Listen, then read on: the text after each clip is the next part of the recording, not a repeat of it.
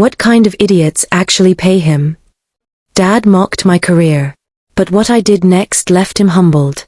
The words echoed in my mind, sharp and cutting, like shards of glass slicing through the fragile fabric of my confidence. Sitting at the dinner table, I stared down at my plate, feeling the heat rise to my cheeks as his laughter reverberated around the room. The clinking of silverware paused momentarily, but no one dared interrupt him, not Mom, who quietly sipped her tea with an unreadable expression, nor my younger brother, who shifted uncomfortably in his seat. It was just me, caught under the weight of his disdain, trying desperately not to let it show how much his words stung. You seriously think people are lining up to throw money at that thing you call a career? He continued, leaning back in his chair with a smirk that made my stomach churn. His voice dripped with mockery, each syllable laced with condescension. What kind of idiots actually pay someone for this? You're wasting your time, and ours. I clenched my fists beneath the table, nails digging into my palms, forcing myself to stay calm. This wasn't the first time he'd ridiculed my choices, but tonight felt different. Maybe it was because I had finally started gaining traction after months, no years, of relentless effort. Or maybe it was because deep down, somewhere buried beneath layers of self-doubt, I knew he was wrong. Still, hearing him say it out loud, seeing the dismissive flicker in his eyes, made me question everything all over again. My career, as he so mockingly referred to it, was far from conventional. For the past 3 years, I'd been building a platform centered on storytelling, writing heartfelt narratives about ordinary people doing extraordinary things. At first, it began as a passion project, something I did late at night when the rest of the world seemed asleep. I poured my soul into every piece, crafting stories that resonated deeply with readers, inspiring them to see beauty in their own lives. Slowly but surely, those stories found an audience. Strangers reached out, sharing how my words had touched them during difficult times or motivated them to chase their dreams. And then came the collaborations, brands wanting to partner with me, offering sponsorships and opportunities one never thought possible. I wasn't earning millions, but I was making enough to sustain myself while doing what I loved. But none of that mattered to him. To him, success was measured by titles and salaries, by corner offices and expensive suits. Anything outside of that rigid framework was frivolous, unworthy of respect. He couldn't, or wouldn't, understand that there was value beyond numbers, meaning beyond material wealth. As silence settled over the table once more, I pushed my plate away, appetite gone. There will be no more transfers, he said suddenly, his tone colder now, devoid of humor. My heart sank. Those words hit harder than any insult could have. Transfers. The monthly allowance he sent me since I moved out, begrudgingly supporting what he called my phase. It wasn't much, but it helped cover rent and bills while I focused on growing my work. Now, even that lifeline was being severed. Fine, I replied evenly, though inside, panic bubbled beneath the surface. Standing up, I grabbed my bag and headed for the door without another word. Behind me, I heard my mother's soft sigh, my brother's hesitant shuffle, and my father's smug chuckle. None followed me. The cool night air hit my face as I stepped outside, grounding me slightly. Tears pricked the corners of my eyes, but I blinked them away. Crying wouldn't solve anything. Neither would wallowing in anger or self-pity.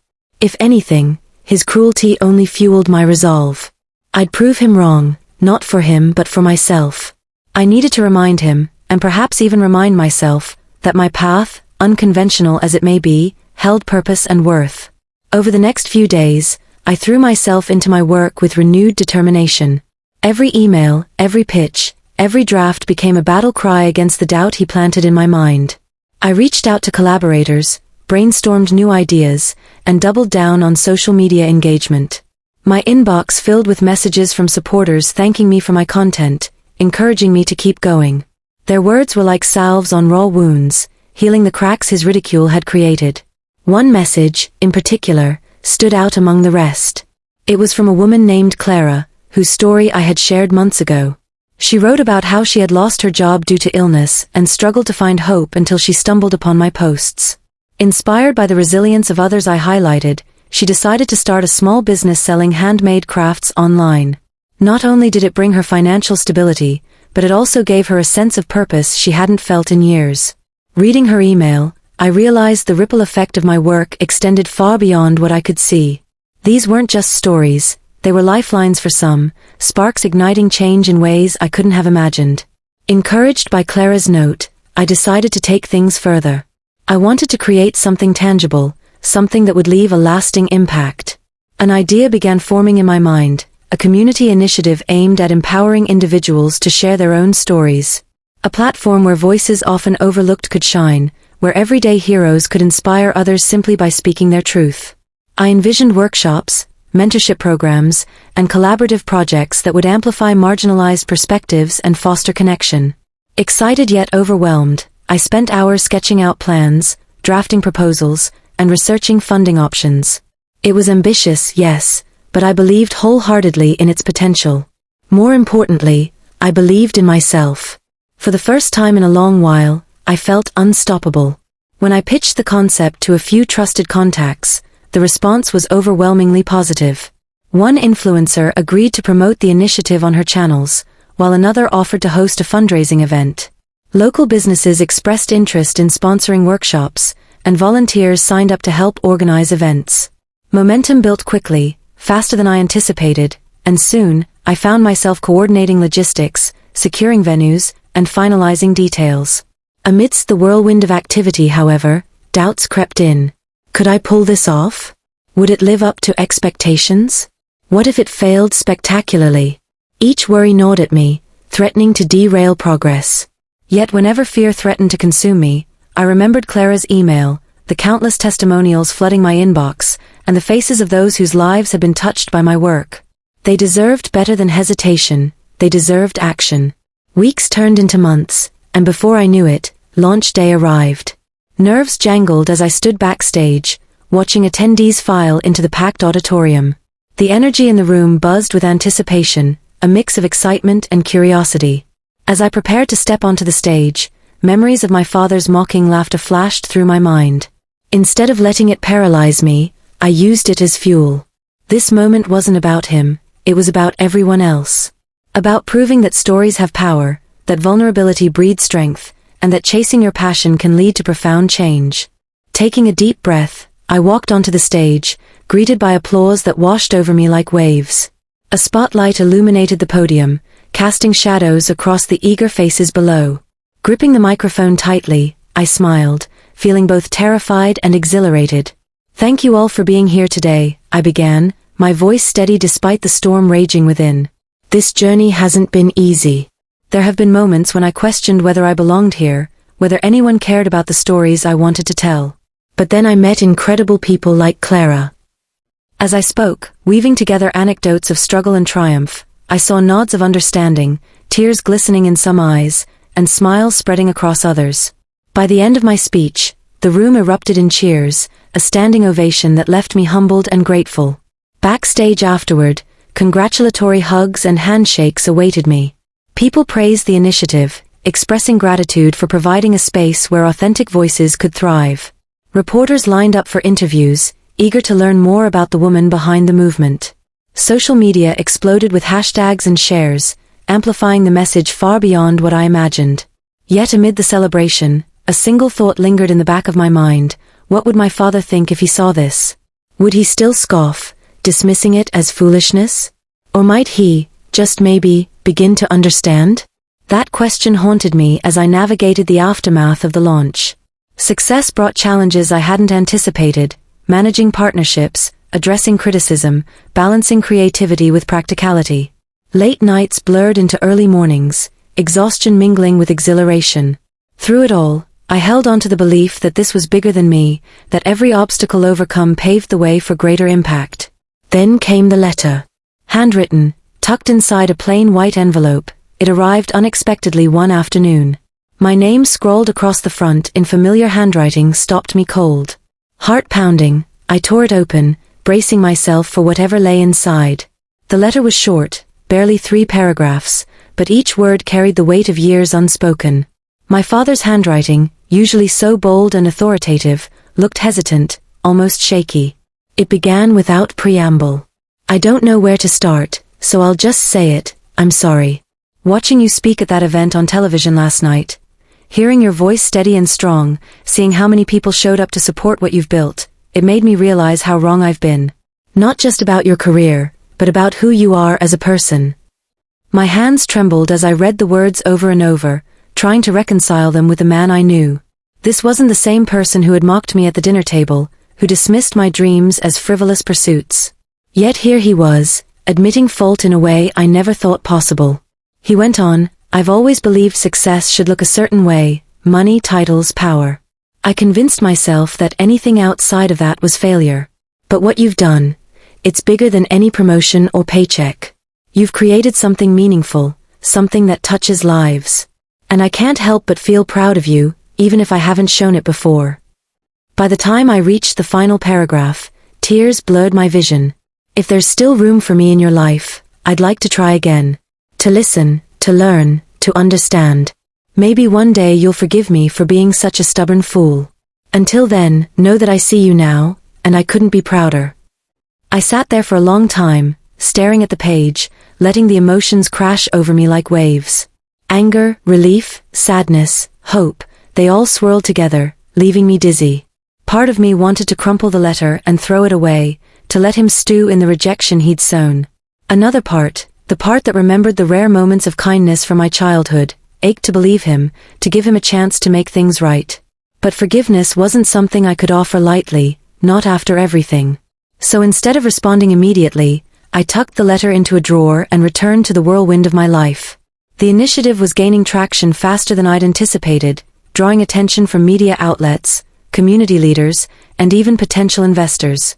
Every day brought new challenges and opportunities, keeping me too busy to dwell on the letter, or my father's apology. Still, his words lingered in the corners of my mind, surfacing when I least expected. During late-night editing sessions, while scrolling through messages from supporters, or when standing on stage sharing someone else's story, I found myself wondering, could he really change? Was it worth risking more hurt to find out? A few weeks later, an email arrived from an address I didn't recognize. Curious, I opened it, only to find a link to a video titled "Stories That Matter, A Father Reflects." My pulse quickened as I clicked play. On the screen appeared my father, seated in a modest office chair, looking older than I remembered. His hair was grayer, his face lined with worry, or perhaps regret, but his eyes were steady as he spoke directly to the camera. "I'm not used to talking about my feelings," he began, his voice gruff but sincere.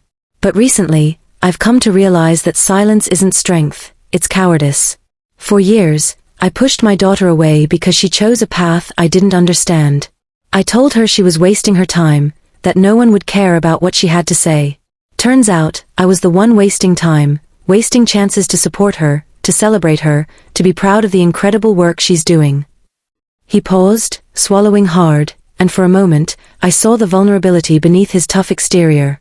What she's built, a platform that gives voice to the voiceless, that inspires people to see the best in themselves and others, that's real success. It's brave, it's compassionate, and it's exactly what the world needs more of. If anyone deserves recognition, it's her. As the video ended, I sat frozen, unsure whether to laugh or cry. Sharing his thoughts publicly must have cost him dearly. Pride was his armor, and he'd willingly stripped it away. Whether it was genuine remorse or a desperate attempt to win me back, I couldn't tell. All I knew was that his actions demanded a response, and I wasn't ready to give one. Instead, I threw myself even deeper into my work, using the momentum of the initiative to push boundaries I hadn't considered before. We launched a podcast series featuring stories from marginalized communities, partnered with schools to teach students the art of storytelling, and hosted live events that brought people together in ways I hadn't imagined. Each success felt like a victory not just for me, but for everyone who believed in the power of connection. Yet despite the progress, the ache of unresolved tension remained. I couldn't ignore the fact that my father had taken steps toward reconciliation, steps I hadn't asked for, but which nonetheless shifted the ground beneath us. Did I owe him anything? Forgiveness? Understanding? Or was it enough to simply acknowledge his effort and move forward without him? One evening, after a particularly exhausting day, I decided to revisit the letter. Pulling it from the drawer, I reread his words, searching for clues about the man behind them. What struck me this time wasn't the apology itself, but the raw honesty woven throughout. He hadn't sugarcoated his mistakes or tried to justify his behavior. Instead, he'd laid bare his flaws, owning them in a way that felt achingly human. And maybe that's what made the difference. For all his faults, My father was still my father, a flawed, complicated man who had spent decades building walls around himself. Walls I now realized weren't meant to keep me out, but to protect himself from the pain of vulnerability. With trembling hands, I picked up my phone and dialed his number. It rang twice before he answered, his voice cautious, almost hesitant. "Hello?" "Dad," I said, my throat tight. "It's me." There was a pause, followed by a sharp intake of breath. "I didn't think you'd call." "I didn't think I would either," I admitted, gripping the edge of the table for support.